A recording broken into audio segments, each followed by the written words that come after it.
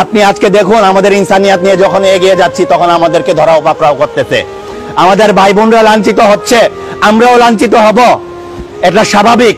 আপনি যখন সত্য বলবেন দুনিয়ার সবাই আপনার বিরুদ্ধে কথা বলবে, আপনি যখন মানবতার কথা বলবেন তখন সবাই আপনার শত্রু হয়ে যাবে।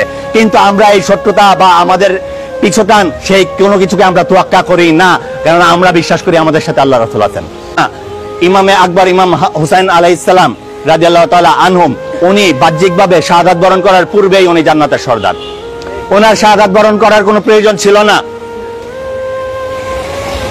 উনি যখন দোলনায় দুলতেন তখন আল্লাহ তাআলা চাঁদকে দুলাইতেন ওনার খেলার জন্য। ওনার শাহাদাত বরণ করার প্রয়োজন ছিল না। এবং শাহাদাত বরণ করতে কাদের বিরুদ্ধে? মুনাফিকদের বিরুদ্ধে। কাদের বিরুদ্ধে? কাফেরদের বিরুদ্ধে, মুনাফিকদের বিরুদ্ধে, বেদিনদের বিরুদ্ধে নয়। যারা নামাজ পড়তো তাদের বিরুদ্ধে, যারা রোজা রাখতো তাদের বিরুদ্ধে, যারা হজ এবং যাকাত আদায় করতো তাদের বিরুদ্ধে। তাহলে যদি বাহ্যিকভাবে দাড়ি, টুপি, লেবাস, জুব্বা এবং নামাজ রোজার ভিত্তিতে হিসাব করি, তাহলে মুসলমানের কিসের যুদ্ধ? মুসলমানের যুদ্ধ হয় নাই। যুদ্ধ হইছে হক এবং বাতিলের, যুদ্ধ হইছে সত্য এবং মিথ্যার। সত্য এবং মিথ্যা আমাদেরকে চিনতে হবে।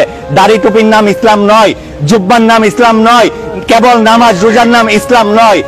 আমাদের ইসলাম কেবলমাত্র প্রাণাধিক প্রিয় নবী ও আহলে বাইত আলাইহিস সালামের প্রতি প্রেম এবং উৎসর্গতার নাম, প্রেমের গোলামিয়তের নাম, মানবতা ভিত্তিক সমাজ এবং রাষ্ট্র গড়ার জন্য যে আমাদের কর্মকাণ্ড আমাদেরকে আজ বুঝে নিতে হবে। যেমন আজকে মনে করেন আমার ঘরে সংকট, আমার ঘরে আমার বাবা অসুস্থ। আজ থেকে 5 বছর পূর্বে যখন কুরবানির ঈদ, তখন আমরা ঢাকায় ছিলাম। কুরবানির ঈদের সময় আমরা ঢাকায় ছিলাম 7 বছর আগে। আমরা কুরবানির ঈদ কি সেটা বুঝি নাই, কেননা আমার বাবা হসপিটালে ছিল, আইসিইউতে।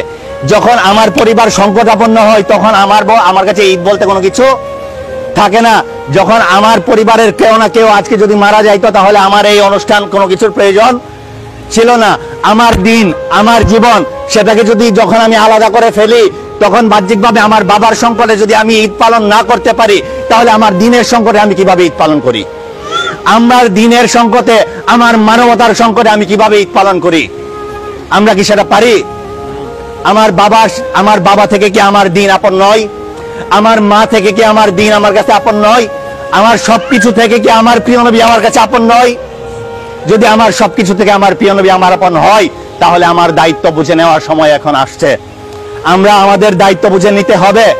এখন কোনো অজুহাত করার সময় নাই। আপনি আজকে দেখুন আমাদের ইনসানিয়াত নিয়ে যখন এগিয়ে যাচ্ছি তখন আমাদেরকে ধরা পাকড়াও করতেছে। আমাদের ভাই বোনরা লাঞ্ছিত হচ্ছে, আমরাও লাঞ্ছিত হব, এটা স্বাভাবিক। আপনি যখন সত্য বলবেন দুনিয়ার সবাই আপনার বিরুদ্ধে কথা বলবে, আপনি যখন মানবতার কথা বলবেন তখন সবাই আপনার শত্রু হয়ে যাবে। কিন্তু আমরা এই শত্রুতা বা আমাদের পিছুটান সেই কোনো কিছুকে আমরা তোয়াক্কা করি না, কারণ আমরা বিশ্বাস করি আমাদের সাথে আল্লাহ রাসূল আছেন। আমরা বিশ্বাস করি আমাদের সাথে কে আছেন? আল্লাহ রাসূল। তাই আমাদের সাথে আল্লাহ রাসূল থাকা অবস্থায় আমাদের কোনো চিন্তা নাই, আমাদের কোনো সমস্যা হবে বলে আমি মনে করি না। আর যে সমস্যা হবে সেটা হলে হোক, তারপরে আমি আল্লাহ রাসূলের প্রেম ছাড়বো না।